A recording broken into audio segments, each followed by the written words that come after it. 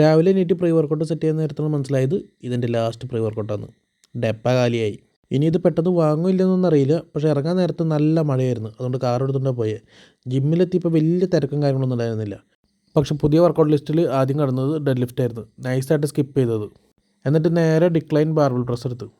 അത് സ്കിപ്പ് ചെയ്തതിനുള്ള പ്രധാന കാരണം അറിയാലോ, ഡെഡ് ലിഫ്റ്റ് എനിക്ക് പേടിയുള്ള ഒരു വർക്കൗട്ടാണ്.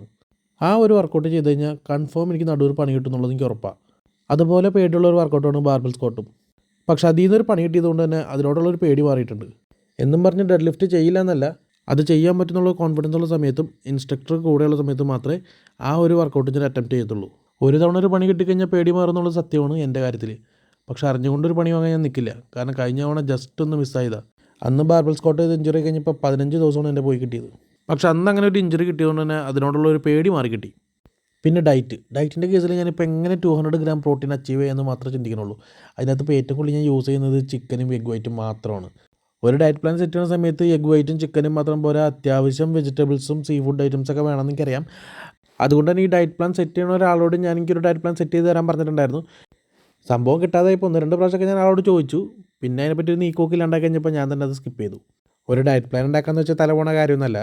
അതുകൊണ്ട് തന്നെ ഇൻ്റർനെറ്റ്, ചാറ്റ് GPT, ജെമിനിയൊക്കെ ആയിട്ട് കൊളാബ് ചെയ്തിട്ട് ഞാൻ തന്നെ ഇപ്പോൾ ഒരു ഡയറ്റ് പ്ലാൻ സെറ്റ് ചെയ്തുകൊണ്ടിരിക്കുകയാണ്.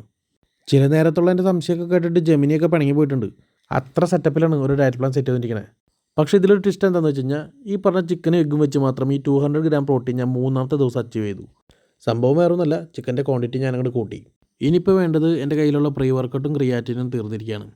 ക്രിയാറ്റിൻ മുന്നോട്ട് കൊണ്ടുപോകോ ഇല്ല എന്നുള്ളത് അത്ര വലിയ താല്പര്യമുള്ള കേസൊന്നുമല്ല. പക്ഷേ പ്രീ വർക്കൗട്ട് എന്തായാലും എനിക്ക് മുന്നോട്ട് കൊണ്ടുപോയേ പറ്റത്തുള്ളൂ. ഇനിയിപ്പോൾ കാർഡിയോ വർക്കൗട്ട് കൂടി തുടങ്ങാനുള്ള പ്ലാനിങ്ങിലാണ് ഞാൻ. അതും കൂടി തുടങ്ങി വന്നു കഴിഞ്ഞാൽ ക്ഷീണം പിന്നെയും കൂടും.